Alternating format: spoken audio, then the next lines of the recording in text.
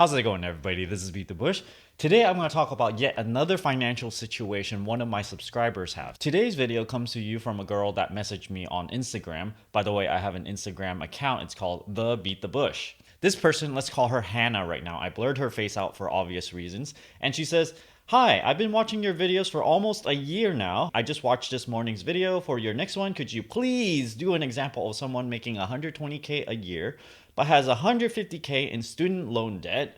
I was shy to publicly comment this request on YouTube. LOL, thanks so much for all you do." First of all, let's just stop and acknowledge the obvious, right? If you look at even the blurred picture, she's quite a looker. She's in the medical field, a nurse. I assume she's asking for herself, making 120K, that's why I blurred her face, and 150K in student loans, which means she probably went to some fancy school. If you pay tuition in the medical field, it's usually very expensive, and I'm surprised it's only 150K. I assume this girl have very little in savings, which is a valid assumption if you just graduated. Let's just say 5 to 10K or something, right? It's probably a safe assumption that she's probably renting or living with someone or something like that. So the first thing that comes to mind to me right now is if you make 120K, well, you don't qualify for this thing called student loan interest deduction. If you just finish school, you get to deduct the interest that you pay on your student loan. In 2018, you can deduct up to $2,500. And this is a deduction so that if you are in, let's say, the 30% tax bracket, this is essentially about $750 of value that you do not have to pay. But a nuance to this is in order to qualify for this deduction, you cannot make that much, not as much as 120K. It starts phasing out around 65K or so, and then it completely phases out at 80K. So if you're an engineer, you are a nurse, you're a professional person, then you start making this much, then, goodbye student loan interest. So when your salary, if you started off somewhat low, then you can go, okay, I can just ignore the student loan right now because you get a nice deduction. It's like 25-30% off, right? But as soon as your salary increase up to 80K, that incentive right there disappears, and all of a sudden you go, I'm not getting any benefit for writing off my student loan interest. So, it gives you more of an incentive to pay off your student loans a little bit faster. So I know this doesn't apply to you, but I think this is very useful for people that are making around that salary range, and then they are increasing their salary as they go over the years. So you're making 120K, 25% taken off right off top right there just from paying taxes. You're left with 90K, and I'm gonna say that if you have a really, really low burn rate, I would say you probably spending about $30,000 or so, because if you're in that profession, sometimes you get sucked into going to certain events. Maybe, let's go out to dinner, let's do this or that. You end up having to pay a little bit more. So I'd say at 30K, you're probably suppressing it a little bit. That's probably the minimum that you can do and still live a normal life when you have all your colleagues, your coworkers, friends in that general type of profession. So 90K minus 30K of living expenses, you're still left with 60K saved a year. You have 150K of student loans, which means that if you divide it by 3, this is about 50K. So you can technically pay off your student loans in 3 short years. But do you really want to do this? I surmise that you probably don't, because you don't want to put your life on hold. Sometimes when you start your career, this is the time where you're trying to move into a new life. You're trying to buy a place of your own. So the question would be, do you pay minimum on your student loans and then save as much as you can for a down payment? I can tell you what I personally did, because when I first started getting out of school, I had a student loan payment, and I choose to do the one where I'm only paying interest for the first 4 years. So I only did that. And then everything else, I basically put whatever I can towards my 401k, just the matching part, and then the rest came in terms of actual cash, and then I saved up a lot very quickly. It turns out I really needed it, because as soon as I had enough to buy a house, within a year or less or so, I bought a house. So having that down payment ready to go is very important. So after you have this down payment ready to go, you can go, okay, I have a little bit extra on top of, whatever down payment that you have, which is going to be a lot of money already. Then you can go, I'm going to pay a little bit extra into my student loans. Now, let me give a little bit of perspective here in terms of delaying paying off your student loan. eventually I ended up paying off my student loan. I had like $20,000 in there, and it just became really annoying because every single month I had to make a monthly payment. I just did not want that monthly payment. And on top of this, I had extra money, extra real cash in my savings account that I was ready to just plop right into the student loan. So this is something I can do, and then I decided to do it because that amount, it seemed relatively small to me at the time because I had more cash than the loan itself. So I just thought, okay, I'm just gonna, cancel it out and not pay for this monthly payment anymore and not pay the interest anymore. But when I finally paid it off, you get this little letter saying, okay, this is how much you paid in full of the student loan interest over the lifetime. It was something like $10,000, and I'm like, oh my gosh, I spent that much because the original loan amount was about $40,000. $10,000 is like 25% more on top of this. So I felt really bad for this. And I was like, man, you know what? I could have been a little bit more aggressive about it because I had maybe a little bit too much extra room in terms of my savings. So maybe I wouldn't pay $8,000 of interest, but maybe I could have cut it down to like 4,000 or 6,000 instead. A small tip about your student loans: you do not actually want to consolidate everything that you have, especially if you have federal student loans. If you consolidate, you get a different kind of loan, and then you take this money, the student loan company pays off your federal student loan. Once you do that, you do not get the special status of the federal student loan, especially when you go bankrupt or something.